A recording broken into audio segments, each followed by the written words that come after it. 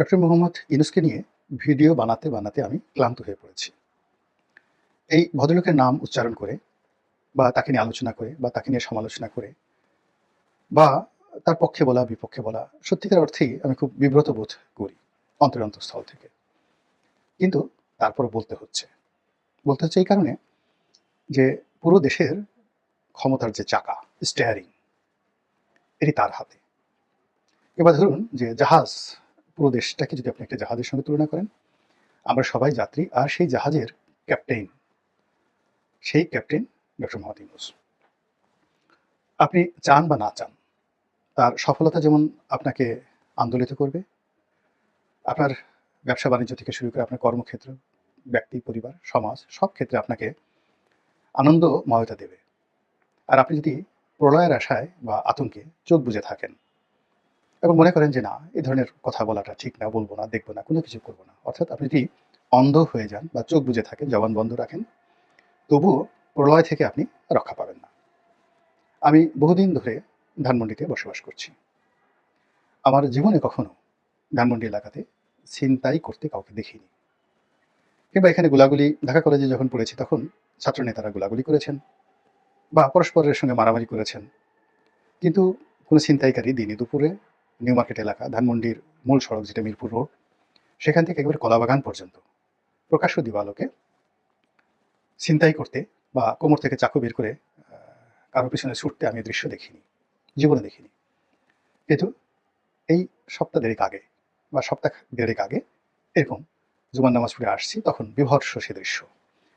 এক তরুণ কোমর থেকে সেই ধারালো চকচকে চাকু বের করে প্রকাশ্য দিবালোকে তার প্রতিপক্ষকে দাবড়াচ্ছে। কোনো ছিনতাইয়ের কোনো ঘটনা। সমস্ত মানুষ তাকিয়ে আছে। এ দৃশ্য তো ওখানে হয়নি কখনো। কিংবা কোনো ধনী ব্যক্তিকে, ধনী ব্যক্তি কোটিপতি, তার কোটি কোটি টাকার সম্পত্তি লুট হয়ে গেছে। তো এরকম কোনো মানুষকে আমি লুট হতে দেখিনি এবং কাঁদতে দেখিনি। অসহায়ের মতো তিনি কান্না করছেন। আমি কখনোই আমার এই জীবনে কোনো পুলিশ কর্মকর্তাকে অসহায় অবস্থায় দেখিনি। মানে পুলিশের ওসি, এসপি এই লেভেলের যারা কর্মকর্তা রয়েছেন, তারা বেসামরিক লোকের কাছে এসে সাহায্য চাচ্ছেন, কান্নাকাটি করছেন, অসহায়ত্ব বোধ করছেন, কিংবা থানার দরজা সাধারণ মানুষের জন্য উন্মুক্ত নয়, কিংবা কারো কারো ভয়ে থানার ওসি তটস্থ থাকেন ওসির চেয়ারে বসে। এই দৃশ্য আমি কখনো দেখিনি, যেগুলো এখন হচ্ছে। সমাজে কি হচ্ছে? কে বিএনপি করে, আবার বিএনপির মধ্যে কে ভাইয়া গ্রুপ, আর কে বেগম খালেদা জিয়ার দল করেন তার গ্রুপ, কে বেশি বিএনপি করেন, কে কম বিএনপি করেন, তারপর কে পোড় খাওয়া, কে খাওয়া না, বা একটা এলাকাতে কে কমিটির যে পক্ষের লোক, তার লোক, অর্থাৎ যার হাতে কমিটি আছে, সভাপতি, সেক্রেটারি, তার লোক, বা কে এমপি পদপ্রার্থীর লোক, কে উপজেলা চেয়ারম্যান পদপ্রার্থীর লোক। এই যে বিভেদ এবং বিসংবাদ, এই বিভেদ এবং বিসংবাদ জনগণকে অতিষ্ঠ করে তুলছে। তারপর প্রশাসনকে অতিষ্ঠ নয়, অসহায় করে তুলছে। Nobody is working as well. তো কাজেই এই ঘটনাগুলো ঘটছে যখন, তখন ক্ষমতার কেন্দ্রে ডক্টর মোহাম্মদ ইউনূস। তো কাজেই তাকে নিয়ে তো আলোচনা করতেই হবে। আমার ইচ্ছা না থাকলেও আলোচনা করতে হবে একজন নাগরিক হিসাবে, নিজের সচেতনতার জন্য, নিজের দায়মুক্তির জন্য, আর আমাকে যারা মনে করেন যে না এই লোকটার কথা শোনা উচিত, তাদের জন্য। আমি অবাক বিস্ময়ে ওনার দিকে তাকাই। এই গত ৩-৪ মাস ধরে উনি যখনই কোনো কথা বলেন, আগে ওনার কোনো বক্তব্য, মানে ৫ই আগস্টের আগে ওনার কোনো বক্তব্য আমি মনোযোগ সহকারে শুনতে পারিনি, ইংরেজিতে হোক বাংলায় হোক। আমার কাছে আকর্ষণ করেনি। আমি বাংলাদেশের অনেকের বক্তব্য শুনেছি, ঘন্টার পর ঘন্টা দাঁড়িয়ে শুনেছি, টেলিভিশন শুনেছি, বক্তৃতা শোনা আমার অভ্যাস। তারপরে পত্র-পত্রিকা পড়া। এমনও হয়েছে জীবনে যে প্রতিদিন ৪-৫ ঘন্টা, মানে ৮-১০টা পত্রিকা না পড়লে আমার পেটের ভাত হজম হতো না। কাজেই অনেক অখাদ্য লিখা কেউ পড়ে না, কিন্তু আমি এ মাথা থেকে ও মাথা পর্যন্ত পড়েছি। ডক্টর মোহাম্মদ ইউনূসের কিছু নিবন্ধ ইংরেজিতে, বাংলাতে আমি পড়ার চেষ্টা করেছি, কিন্তু আমি আগ্রহ পাইনি, দেখার কোনো টান পাইনি। কিন্তু এই আগস্ট মাসের ৫ তারিখের পরে জাতির প্রয়োজনে তার কথাও আমাকে শুনতে হচ্ছে এবং তার যে কোনো পদ্য গদ্য সেই জিনিসগুলো আমাকে অনুসরণ করতে হচ্ছে। এবং আমার জন্য সবচেয়ে ব্যর্থতা বা আতঙ্কের বিষয় হলো আমি কোনো কিছুরই ধারাবাহিকতা পাচ্ছি না। যেমন আমি ভিডিও করি। কেন ভিডিও করি? প্রথমত এই ভিডিওটা করতে আমার ভালো লাগে। আমি এটাকে জীবনের একটা অনুষঙ্গ মনে করি। আমার বিভিন্ন সময় বিভিন্ন পেশা ছিল, নেশা ছিল। তো সেই সকল পেশা এবং নেশা আমার রক্তের সঙ্গে যেভাবে মিশে গিয়েছিল, একটা সময় টক শো না করলে আমার ঘুম হতো না। এখন সেই জিনিসটা নেই। ২০০০ একেবারে ৯ থেকে শুরু করে ২০০০ আ সেই ২৪ সনের আ আগস্ট মাস পর্যন্ত। আগস্টের ৫ তারিখ, পুরো আগস্ট মাসটি আমি এই টক শো এর পেছনে যথেষ্ট সময় দিয়েছি। কিন্তু এখন আমার সেটা ভালো লাগে না। কেন ভালো লাগে না সেটা ভিন্ন ব্যাপার। আমি এখন যাই না। অনেকে ডাকেন, তো যাই না। কিন্তু এখন আমি এই YouTube এর যে কথাগুলো, এটা আমার বেঁচে থাকার অবলম্বন। আমি এগুলো করি। এটা আমার একটা ফ্যাশন, এটা আমার একটা প্যাশন, এটা আমার একটা আইডেন্টিটি। তো তদ্রূপ আমার ব্যবসা-বাণিজ্য, আমার অফিস আদালত, আমার লেখাপড়া যা কিছু আছে, আমার তো সবকিছুর প্রতি একটা আকর্ষণ থাকবে। যার কারণে মানুষ কাজ করে। তো ডক্টর মোহাম্মদ ইউনূসের ক্ষমতা লাভের আকর্ষণ আছে, রাজনীতি করার আকর্ষণ আছে, এই জিনিসটি আমি কখনো দেখিনি। তার উচ্চাকাঙ্ক্ষা থাকতে পারে মনের মধ্যে অবদমিত। যেমন আপনার মনের মধ্যে কোনো সেই বিশ্বসুন্দরী সম্পর্কে উচ্চাকাঙ্ক্ষা থাকতে পারে। আপনি এগুলো বলবেন না। আপনার মনে হতে পারে যে, ইস! যদি আমি সম্রাট আকবর হতে পারতাম, আলেকজান্ডারের মতো ঘোড়ায় চড়ে দিক বিদিক ছুটতে পারতাম, জুলিয়াস সিজারের মতো তলোয়ার চালাতে পারতাম। আপনার মনে হতে পারে, কিন্তু এগুলো উচ্চাকাঙ্ক্ষা, এগুলো আপনি কখনো কাউকে বলেন না। তো সিংহাসন আরোহণ করা, প্রধানমন্ত্রী হওয়া, রাষ্ট্র পরিচালনা করা, এগুলো অনেকেরই একেবারে মুদির দোকান যে দেয় তারও উচ্চাকাঙ্ক্ষা থাকতে পারে।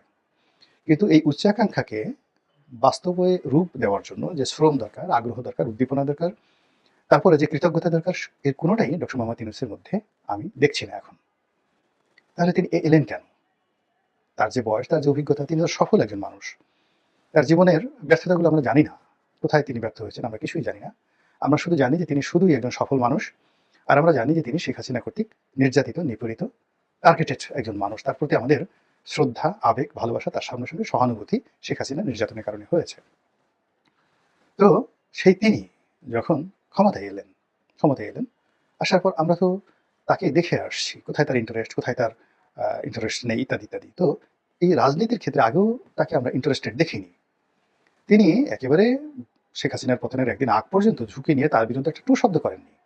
এর অর্থ তিনি হয়তো সাহসী নন, অথবা তিনি ঝামেলা এড়াতে চান, অথবা তিনি একেবারেই উচ্চ মার্গের ভদ্রলোক, যে কারো বিরুদ্ধে সমালোচনা তিনি করতে চান না। যেমন ডক্টর কামাল সাধারণত কারো বিরুদ্ধে সমালোচনা করেন না, কখনই করেন না, অতি উচ্চ মার্গের। আবার অনেক অলি আল্লাহ প্রকৃতির মানুষ আছেন যারা রেসপন্ড করেন না, তাদের প্রতি জুলুম করা হলে আল্লাহর কাছে বিচার দেন। অতি সম্প্রতি দেখলাম যে বেগম খালেদা জিয়া একটা বক্তব্য দিয়েছেন, সেই ডক্টর আসিফ নজরুলের একটি স্ট্যাটাসের মাধ্যমে জানলাম তিনি শেখ হাসিনা সম্পর্কে আল্লাহর কাছে বিচার দিয়েছেন। তো এরকম অনেকে হয়। তো ওনারও যে নীরবতা, সেটা বিভিন্ন কারণে হতে পারে। কিন্তু তার ভিতরে যদি দৃঢ়তা থাকতো, রাজনৈতিক উচ্চাকাঙ্ক্ষা থাকতো, নেতৃত্বের গুণাবলী থাকতো, তিনি বিদ্রোহ করতেন। এবং তিনি যদি ২০১৪ সনে বিদ্রোহ করতেন, ২০১৫ সনে বিদ্রোহ করতেন, এবং তিনি যদি বিএনপির অফিসে একদিনের জন্য যেতেন, জামাতের লোকদের সাথে বৈঠক করতেন, সারা বাংলাদেশ কিন্তু কেঁপে উঠত। সারা বাংলাদেশ। কিন্তু উনি এটা করেননি। উনি শেখ হাসিনার সঙ্গে খেপাতে চাননি, বরং একেবারে শেষ সময় পর্যন্ত বিভিন্ন অ্যাঙ্গেলে তিনি শেখ হাসিনার সঙ্গে সমঝোতা করার জন্য তিনি চেষ্টা করেছেন। সেটা ব্যর্থ হয়ে তিনি তার কর্মচারী, তাদের সাথে নেগোসিয়েশন করে প্রায় ২০০ কোটি টাকা তাদেরকে ক্ষতিপূরণ দেওয়ার ব্যাপারে তিনি রাজি হয়েছেন। মামলা মোকদ্দমা তারা তুলে নেবে এবং বেশ একটা বড় অঙ্কের টাকা তিনি লেনদেনও করেছেন। কিন্তু সেটাও শেখ হাসিনার ইগোতে লেগেছে, এবং সেই কারণে যে উকিল এই সমঝোতাটা করেছে, সেই উকিলের বিরুদ্ধে শেখ হাসিনা দুর্নীতি দমন কমিশন লাগিয়ে দিয়েছেন। তখনও তিনি নড়াচড়া করেননি। তিনি আবার সেই আপদ বিপদকে তিনি মেনে নিয়েছেন। তো কাজেই ক্ষমতার জন্য তার যে লালায়িত মনোভাব, তার যে আকর্ষণ, ইত্যাদি, এর কোনো কিছুই আমার মনে হয়নি যে তিনি খুব আগ্রহী, বা এখনো মনে হচ্ছে না। তাহলে সঙ্গতিপূর্ণ প্রশ্ন যে যার কোনো ব্যাপারে আগ্রহ নেই, আর আগ্রহ না থাকলে অভিজ্ঞতাও থাকে না।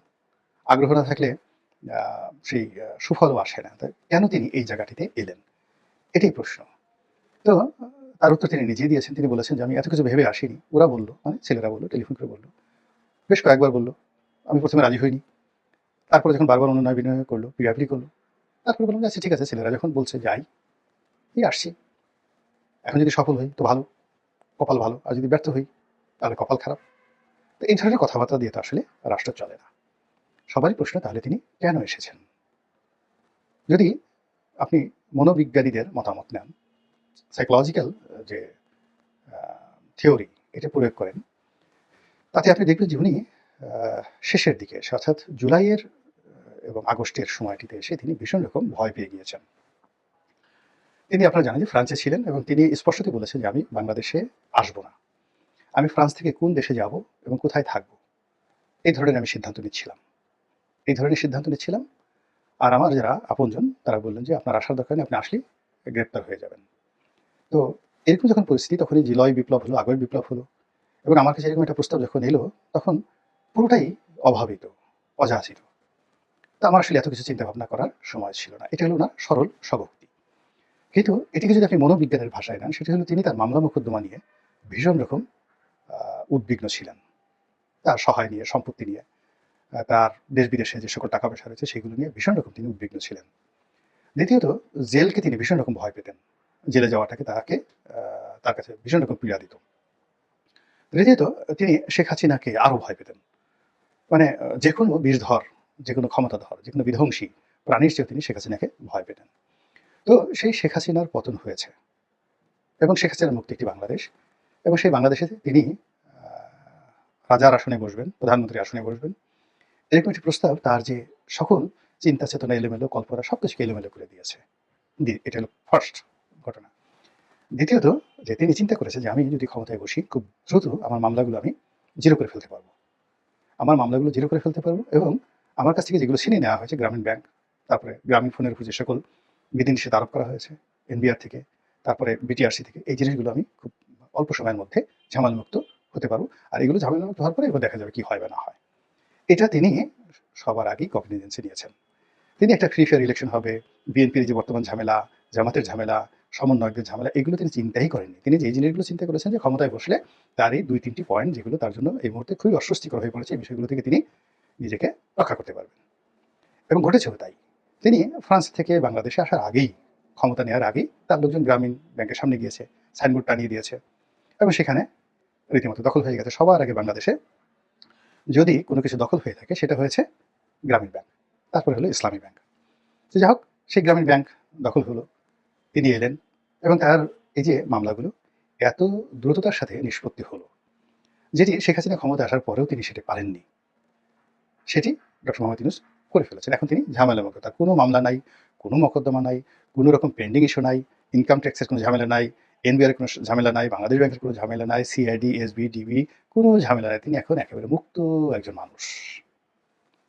এখন এই যে বিমুক্ততা, এটি কি তাকে অসাড় করে তুলবে? এটি কি তাকে অলস করে তুলবে? এটি কি তাকে মানে পালিয়ে যাওয়ার জন্য উদ্বুদ্ধ করবে? ওই যে বিখ্যাত একটি গান, আইয়ুব বাচ্চুর, "আর বেশি জ্বালালে উড়াল দিব আকাশে।" তো এই একটা গান কিন্তু আবার আমাদের সেনাপ্রধান তিনিও গেয়েছেন। এই জুলাই আগস্ট বিপ্লবের প্রাক্কালে তিনি যখন সেনা কর্মকর্তাদের সাথে বৈঠক করেছেন তখন এই গানটি তিনি উচ্চারণ করেছেন যে, "আর বেশি জ্বালালে উড়াল দিব আকাশে।" এখন সেই যে সেনাপ্রধান কণ্ঠের গান যেটি আইয়ুব বাচ্চু গেয়েছেন, তার অমর গান, এটি এখন ডক্টর মোহাম্মদ ইউনূস কি গাইছেন? আর আইয়ুব বাচ্চু যেহেতু চট্টগ্রামের মানুষ, উনি তো চট্টগ্রামের নামে একেবারে দরাজ দিল। তো সেই গানটি যদি তিনি গেয়ে থাকেন, শুনে থাকেন এবং তাকে উদ্বুদ্ধ করে থাকে, তাহলে কি হতে পারে বাংলাদেশের ভবিষ্যৎ? চিন্তা করতে থাকুন আর দেখতে থাকুন ঘটনার প্রেক্ষাপট। আসসালামু আলাইকুম ওয়া রাহমাতুল্লাহি ওয়া বারাকাতুহু।